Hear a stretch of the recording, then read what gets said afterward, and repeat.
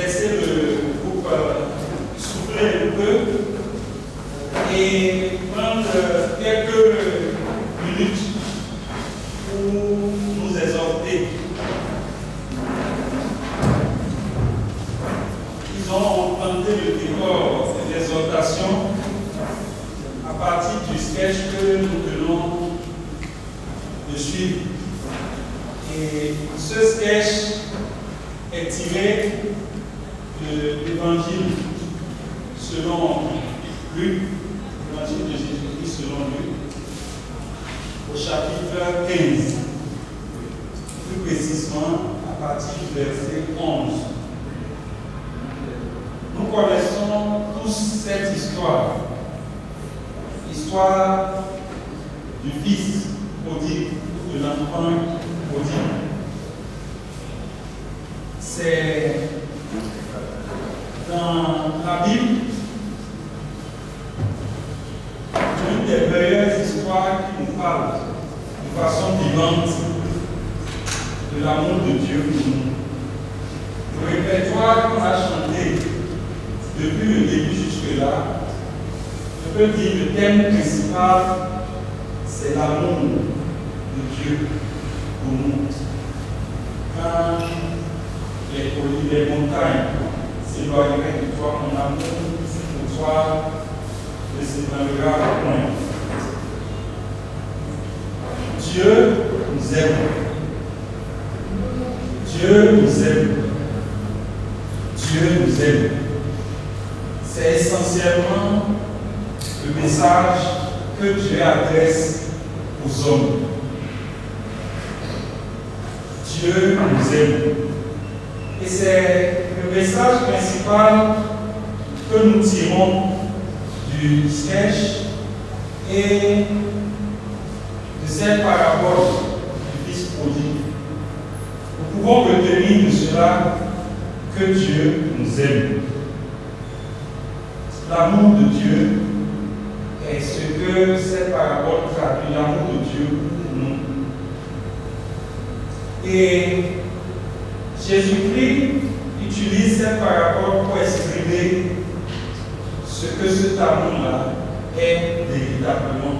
Comment nous devons le comprendre? C'est l'histoire du fils prodigue, c'est l'histoire de nous tous, l'histoire de toute l'humanité.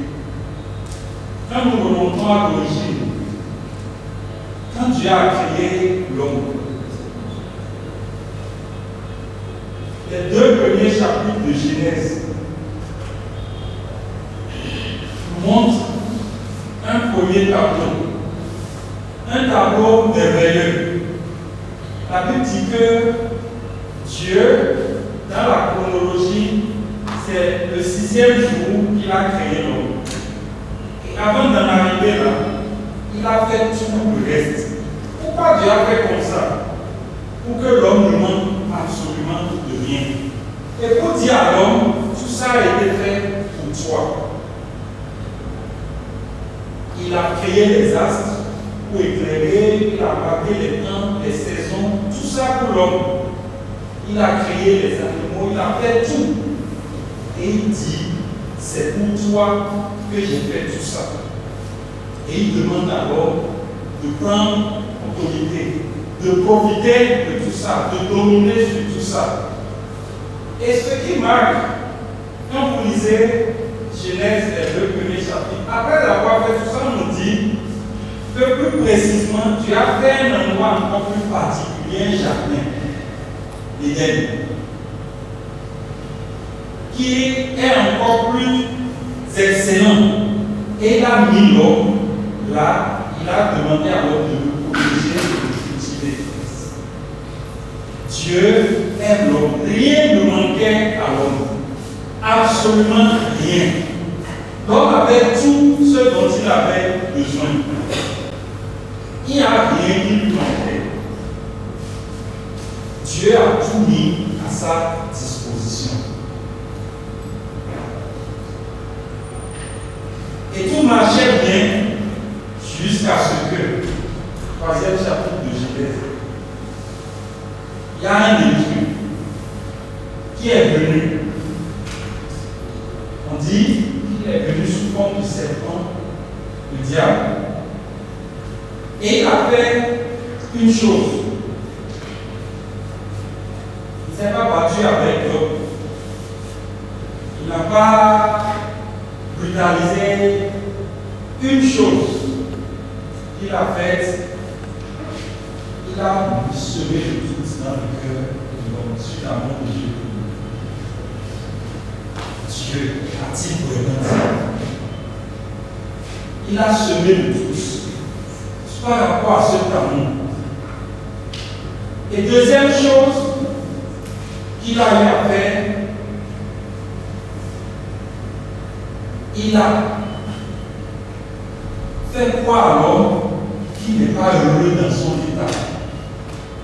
En disant à l'homme, Dieu sait que si vous mangez, vous faites ce qu'il a refusé, vous serez comme lui.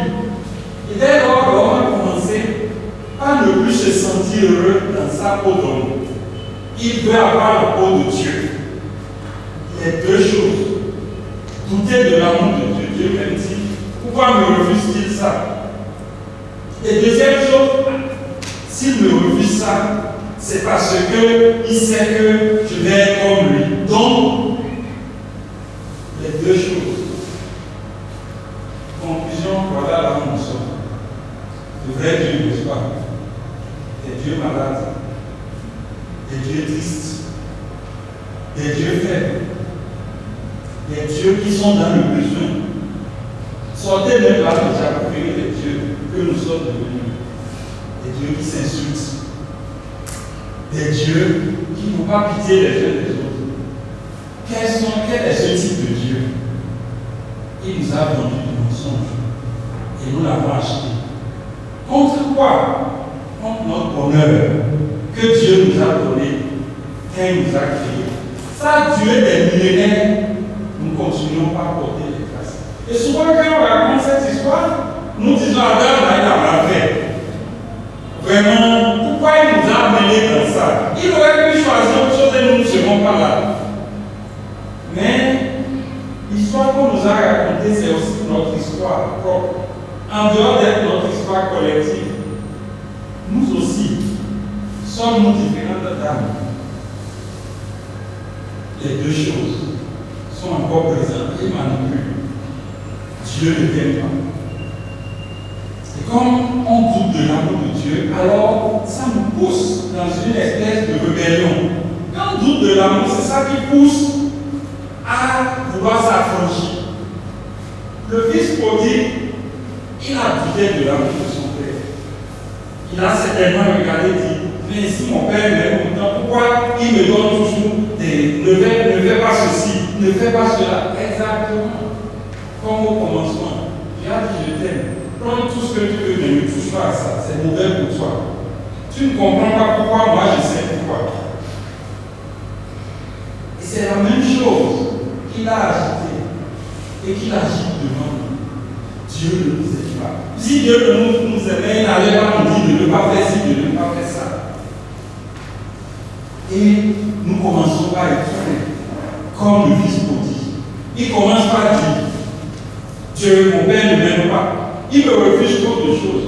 Il ne s'est jamais dit, mon père m'aime tellement qu'il ne veut pas que j'aie mal, qu'il ne veut pas que je fasse ouvert sa route, ainsi de suite. Mais il change les choses. Et après, il commence par lui faire croire que le bonheur est ailleurs, que le bonheur c'est autre chose. Si je quitte la maison, je serai heureux, je serai comme mes amis, je vais être libre, je vais faire ci, je vais faire ça. C'est la même chose.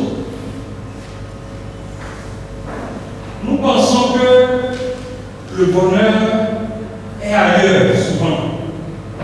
Nous ne sommes pas heureux. Nous ne rendons pas grâce à Dieu pour qui nous sommes. Celui qui est pour dit, mais je veux être non. Il ne dit pas Dieu merci de m'avoir fait tel que je suis. Celui qui est non, il me fait un peu pour Seigneur. Celui qui est mince, si je suis trop mince, je vais être gros. Celui qui est gros dit je suis trop gros, je vais être mince. Celui qui est clair dit je peux bronzer vers noir.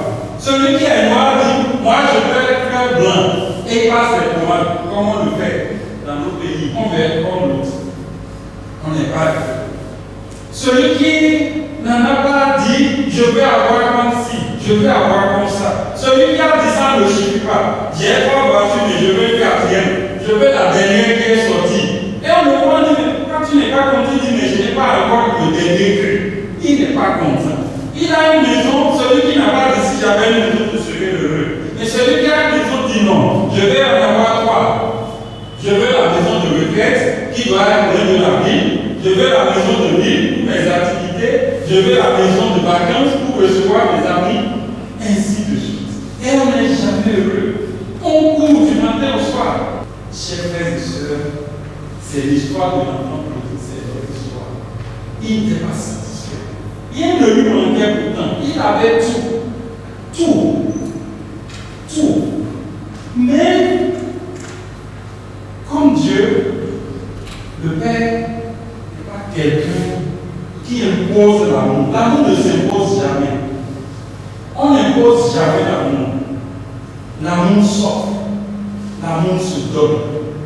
C'est pour ça que Dieu nous a créés libres. Il n'a jamais voulu nous forcer à l'adorer. Vous devez partir dire, je laisse le choix. Si tu veux choisir, alors tu vivras. Tu es libre. Adam était libre. Les gens disent, pourquoi Dieu m'a créé cette liberté? L'homme aurait pu ne pas avoir. Si l'homme n'avait pas la liberté de choisir, ce n'est plus l'amour. Ça dit quoi? Il n'a pas le choix, il adore Dieu forcé. Or Dieu veut qu'on l'adore avec amour. L'amour choisi. L'amour dit, oui, c'est toi j'ai choisi. Quelles que soient les circonstances, je tiendrai. Et c'est là ce que Dieu veut. Le fils maudit, il est sorti. Il ne se sentait pas aimé, il quittait de l'amour de son père.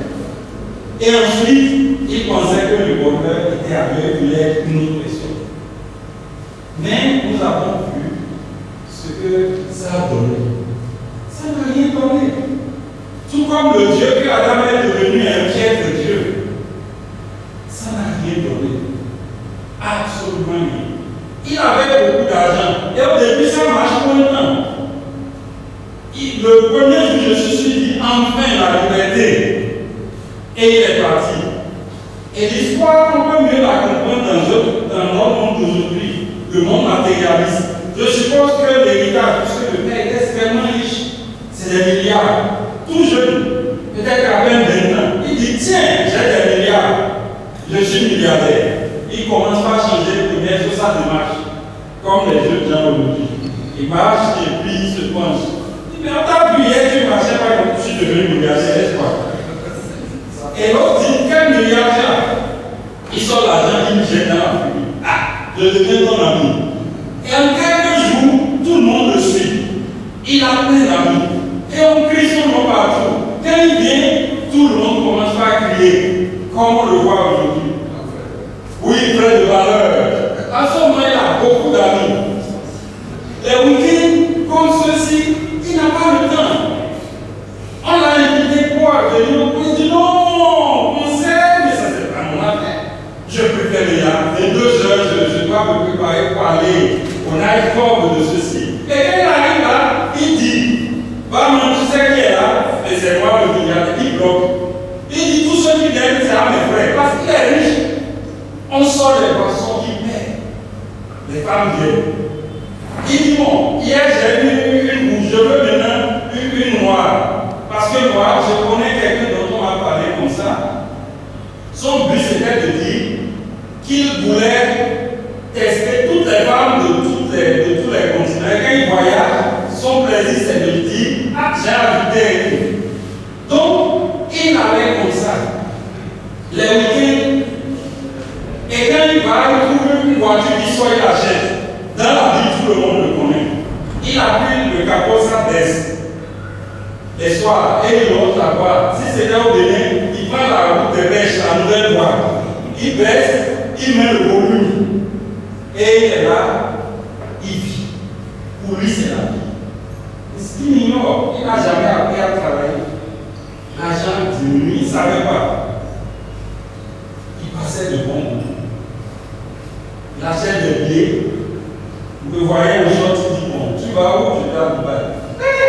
Comme ça, il voyage, il revient le week-end qui suit, il va dans les hôtels. À Dubaï, 25 000 $ la nuit, 15 millions, une nuit. Suite. Quand tu as pris le lit, même quand tu as pris ça, tout ça te donne tout le temps, c'est tout le même sommeil là. Et c'est comme ça qu'il a vécu. Jusqu'au jour où il a fait un chèque, on est allé, on a dit, l'argent là ne suffit pas. Une fois, il commence à se rendre compte que quelque chose change. Parce qu'il dépensait sans compter. L'argent ne commence pas à baisser. L'argent que tu ne travailles pas pour fructifier par venir, quel que soit ce que c'est. Et c'est comme ça, petit à petit, il s'est retrouvé pauvre. Les amis ont commencé par le quitter. Et quand ça a manqué, il a appelé des amis. Aide-moi, dis-moi quelque chose. Ils ont commencé par mettre son numéro au réseau. Parce qu'il n'a plus rien. Mais quand il avait appris, ils étaient nombreux à le suivre. Ceux qui criaient son nom commençaient par chuchoter. Quand il vieillit, il ne trouvait plus personne pour l'aider. Jusqu'à ce que sa vie a commencé à devenir un enfer. Dans le temps, le métier, l'un des métiers, c'est d'aller garder quoi? Les pousseaux. Parce que pour le juif, si tu gardes le bétail, les bœufs, ça c'est encore valorisant. Mais aller garder les pousseaux, c'est pire. Parce que le porc est un animal maudit. Impur du moins. Donc, la parabole, Jésus en disant ça montre l'extrême pauvreté dans laquelle il est tombé. Pourquoi il voulait même manger la nourriture que mangeait le pousseau?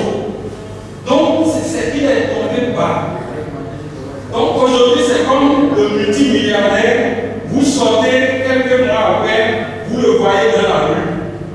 Le pantalon complètement déchiré, troué par-ci, par-là. D'accord? En train de faire une tâche servile. Pourquoi? Parce qu'il pensait qu'il était malheureux. Il a pris sa paille et allé de ses filles. C'est notre histoire. Dieu nous a tout donné. Il nous a tout donné. Mais pourtant, nous sommes malheureux. Parce que nous nous sommes détournés de lui. Sans Dieu, on ne peut pas être heureux. On peut avoir tout le reste.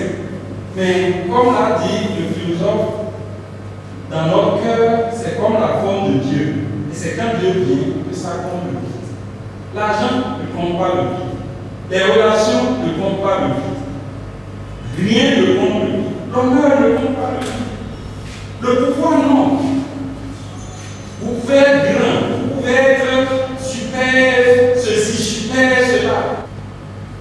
Ça ne compte pas. Ça va passer. Le jour où vous pensez, si vous voulez faire de l'expérience, quand vous voulez être à un niveau, vous dites je vais avoir ceci. Quand vous l'avez, quelques temps après ça ne vous dit plus rien. Ce qui vous tenait, si c'est une voiture de jour, quand vous quittez votre moto de roues, après avoir gazé fort, vous rêvez, et quand vous aurez la voiture, quelques temps après, vous verrez que mon voiture, ça ne vous dit plus. 2 ans après, vous allez commencer par dire, cette voiture-là, il faut que je la change. Elle commence par crier. Ça ne satisfait pas. Votre garage est rempli. Pour autant, vous ne serez pas heureux. Vous pouvez avoir des cantines de papier type foncier, vous ne serez pas heureux. Seul Dieu. Heureusement, quand il a compris, il a pris la bonne décision. Il a dit, je vais retourner vers mon Père. Je vais lui dire, j'ai péché contre toi. Et c'est ce que Dieu attend de nous. Il nous aime. Il sait qu'on a failli. Mais ce qu'il veut, c'est que nous prenions conscience. Nous reconnaissons. Et que nous retournons pour dire Dieu, je m'étais éloigné. Maintenant, je reviens vers toi. Et que nous reconnaissons notre vraie place. Il dit, je ne suis plus digne. Je vais être un ouvrier. Parce que c'est un ouvrier chez son père, il sait ce que ça vaut. Je vais être un ouvrier. Son père lui dit, tu ne seras pas ouvrier. Tu restes toujours fils. qui nous rassure. Dieu nous aime, comme le cantique l'a dit. Son amour ne se voyera jamais. Dieu vous aimait hier, il vous aime aujourd'hui, il vous aimera toujours. Mais c'est à nous de choisir, de répondre à cet amour. En disant oui ou non à cet amour. Il faut que nous puissions, comme le jeune homme, prendre conscience et retourner vers notre Père Céleste et lui dire, je suis devenu, prends-moi. Jésus a fait tout ce qu'il faut pour que nous puissions faire cette paix avec Dieu. Ça, c'est le péché, la désobéissance qui nous a éloignés. Jésus a pris ça sur lui, toujours par amour. Au point où on n'a rien à faire. Le salut n'est pas gratuit. Il est gratuit pour nous, mais il a coûté très cher à Dieu. Parce que quand on dit la grâce, les gens pensent que oui, quand on dit la grâce, pourquoi c'est gratuit, il faut que je fasse des qu'est-ce que tu peux faire pour plaire à Dieu. Tu ne peux rien.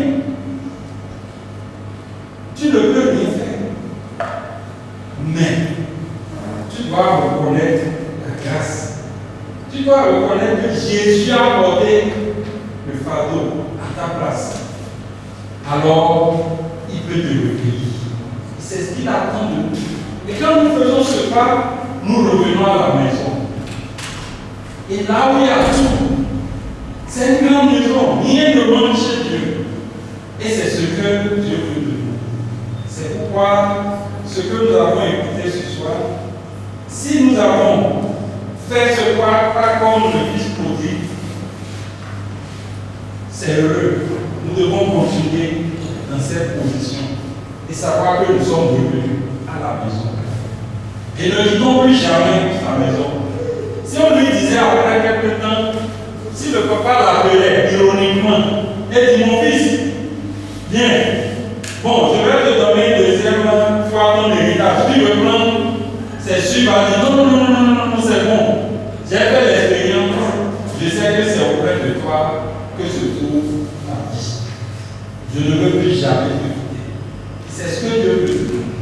Si nous sommes revenus à lui, accrochons-nous à lui, ne le quittons plus jamais. Et s'ils ne sont pas revenus, revenons à lui comme le Christ. Il nous aime, il nous aime et il nous aime toujours. Que Dieu nous bénisse. Qu'il bénisse notre décision. Merci.